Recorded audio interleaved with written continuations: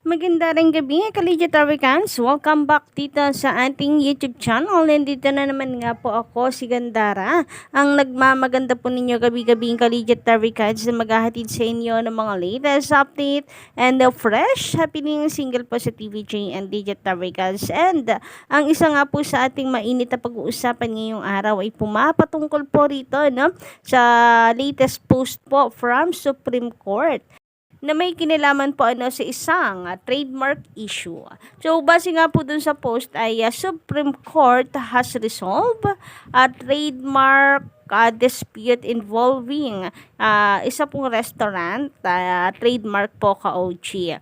So, mamaya po tatalakayin natin yan at pag-uusapan lalo pat mukhang good news ito para sa TVJ fans. Kasi nakikita nga po nila na tila malaki po ang pag-asa ng TVJ dahil po dito. Anyway, bago tayo magpatuloy, nais ko po muna na magpasalamat sa mga wala pong sawa na nakasuporta sa ating YouTube channel.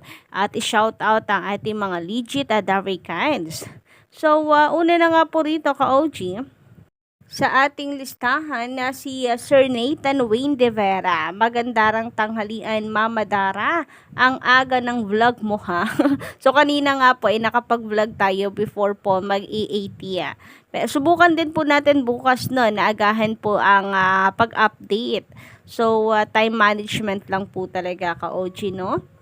Anyway, shoutout ulit Sir Nathan Wayne De Vera. Ganun din po dito kay Sir Jaime Ramirez. Magandang gabi po sa inyo. Sabi niya dito, magandang hapon. Ma'am Gandara, pa-shoutout po sa misis ko at sa 3 anak ko na tagahanga ni Main Legit at TVJ at Dabarcad Sting. So, ayan, sa misis po ni Sir Jaime Ramirez, shout out, at sa kanya pong 3 chikiting. Anyway, shout out din po dito, no, kay Sir Malyari Mascarinas. Sabi niya, my name is Malyari pala. Malyari Mascarinas, thank you for advance. I'm waiting for your shout out. I-shout out ako, Gandara. Ito na po, Sir Malyari Mascarinas. Shout out po sa inyo. Ganun din, dito kay Sir Lona Sanchez. Ano to? Sanch TV? Lone Sanch TV. Sabi niya, di lang ngayon nilalangaw yan. Halos milya-milya ang alikabok na kanilang aabutin sa TVJ EAT. So, ayun na nga. Kung pagbabasehan nga po natin graph, kahit nga po hindi nakagraph, kitang-kita po natin na napakalayo po ng agawat ng TVJ sa Itbulaga po ng Tape Inc. or kina Yorme, Paulo, Buboy na pinapangunahan po ang EB Tape. Kasi naman, sa overall views, ultimo sa concurrent viewers, kita naman na po agad. Hindi na kailangan po ang total of views dahil concurrent viewers pa lang ay alam mo na kung sino po ang lamang. And of course, shoutout din po dito kina Sir Alex Gualberto and Beth Ravelio na pinapa-shoutout po ni Sir Joey Boy Stevens. Baguhan po ako. Anong baguhan? Matagal na nga po natin tong subscriber. And of course, legit po natin taga-subaybay. Thank you so much, Sir Joey Boy Stevens. And shoutout po muli kay Sir Alex Gualberto and Beth Ravelio. Pati po kay Sir Angelo Acosta, ayan, ganda pa shoutout po kay Mary Ann Acosta at Crystal May Acosta, salamat po. Ayan, Crystal and Mary Ann Acosta, shoutout daw po sa inyo.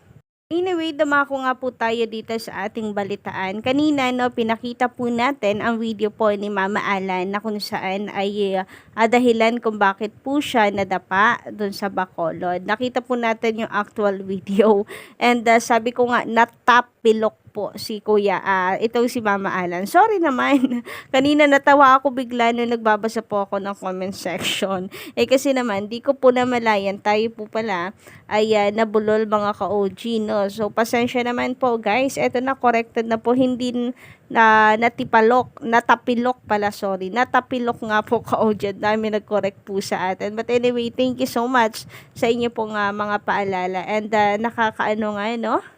Bulol, so hindi po natin namalayan talaga kanina. But anyway, shoutout po pala dito kay Sir Nilo Esguia. So, isa po siya sa nagpapa-shoutout po sa atin. And ngayon, dumako naman po tayo sa atin pong mainit na balitaan ngayong gabi, mga ka-OG. So, unahin na nga po natin pag-usapan ang tungkol sa mga latest update sa TVJ or sa E80 show kanina. So, wala pong Main Mendoza, no? Wala pong Mengay ngayong araw. And recorded lamang po ang kanilang palabas or ang kanilang show kanina. Pero malay po natin dahil bukas naman po ay ay mag-live na po sila. So baka po meron na pong Mengay. But anyway, pag-usapan nga po natin itong nauuso na app. Bagay na bagay po kay Main Mendoza na itong pagkaka-edit po sa kanya. Samantala, narito naman po ang update natin kay Atasha na kung saan isa rin po siya sa mga nominees no, para sa favorite newbie. So, sa mga hindi pa po nakaka-vote dito kay Atasha, i-click niyo lamang po yung link na ipinost po ng The Kapatid Ava. Sa Facebook po yan para mas mapabilis po ang ating pagboto dito kay Atasha Mulak. And para naman sa ating mainit na update, sa ating headline ka-OG. So, ito po ay pumapatungkol sa Supreme Court na post na kung saan sana nga raw po ay ma-apply din po sa TVJ Itbulaga versus sa Tape Inc. Sa kanila pong pinag-aagawan nga pong titulo ka-OG. Kasi, ang nakalagay po dito sa post ng Supreme Court kasi kaya sana raw po ay ma-apply ito sa TVJ kasi parang same din po no ang trademark issue. So kapag ito'y na-apply ay mukhang malaki po ang pag-asa ng TVJ na siya naman po nating nakikita noon pa man talaga. Na hindi porket naunahan ng Tape Inc. ang TVJ na magpa-registered nito ay sila na ang totoong may-ari at hindi na po pwede pong ipakansela ka-OG. So, basahin nga po natin ang post na ito na tinutukoy po natin. So, base po dito, no, ay the Supreme Court has resolved a trademark dispute involving the restaurant Sima, holding that in trademark application, the first to file rule should not prevail if the filing is tainted with bad faith. Ayan, andito po yung article guys, basahin na lamang araw po. And ito po yung picture, nakalakip na kanilang caption. So, base dito, SC rules on Sima Restaurant Trademark Law. And G po ba yun? GR number 25699, Sulweta v. Sima.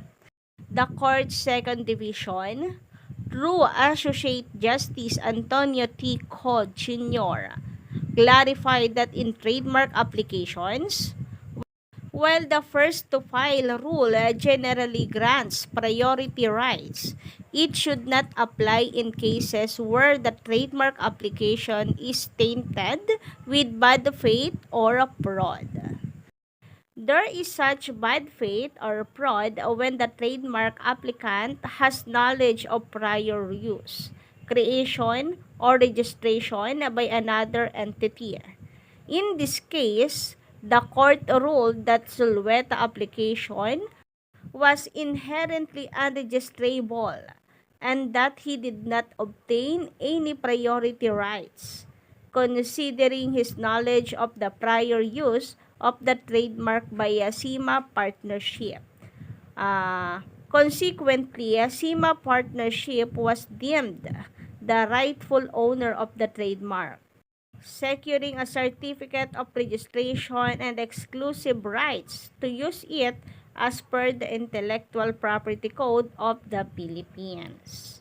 So, yan po yung nakasulat dito mga ka-OG. And then, ang sabi po dito ng isang netizen I hope this applies to TVJ's Itbulaga versus Tape Inc. on the later claim for intellectual property right ownership.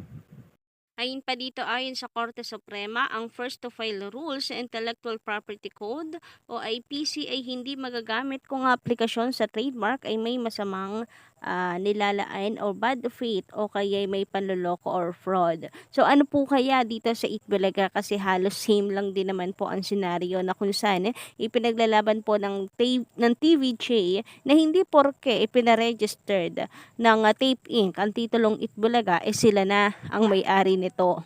Dahil wala naman daw po silang alam ng pinarehistro ito na supposed to be dapat alam daw po nila, dahil ang creator nito ay walang iba kundi si Joey De Leon. So merong mga nagsasabi na lawyer sa TVJ. So sinabi rin po ito ni Tito Sen na ang dami daw nilang nakausap na lawyer, pero ang sinasabi sa kanila, wala nautakan kayo ng Tape Inc. Nautakan kayo ng tape dahil inunahan kayo kasi pabagal-bagal.